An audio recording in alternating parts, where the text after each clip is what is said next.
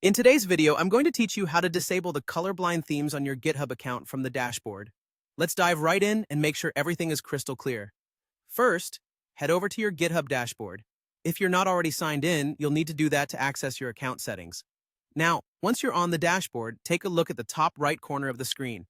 You should see your profile icon there. It's usually a small circular image, or just an icon with a generic silhouette if you haven't uploaded a personal photo.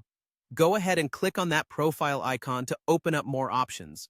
From the drop-down menu that appears, you'll want to locate and select Feature Preview. This option allows you to see some experimental features that GitHub is offering for users to try. It's a great way to get a taste of what might be coming to the platform's main features down the line. Now, on the left-hand side of the screen, in the panel that appears, you'll see various categories. Make sure you're under the section labeled Colorblind Themes. If by chance you find yourself in a different category, don't worry. Just click on Colorblind Themes to switch over. In this section, GitHub provides options tailored for users with color vision deficiencies, enhancing accessibility and improving overall usability. Once you're in the correct section, direct your attention to the top right of this interface. There, you'll find the Disable button.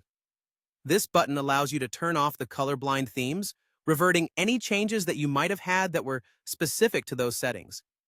Click on this Disable button when you're ready, and just like that, you're all done. You've successfully disabled the colorblind themes on your GitHub account. It's as simple as that. This can be particularly useful if you're sharing your screen with others or just prefer the standard view of your GitHub environment. Remember, you can always reactivate these themes if you find you need them again by following the same steps and enabling them instead. You have the power to customize your experience to best suit your needs and preferences, which is one of the great things about GitHub's versatile user interface. Thank you for watching, and I hope you found this guide straightforward and helpful.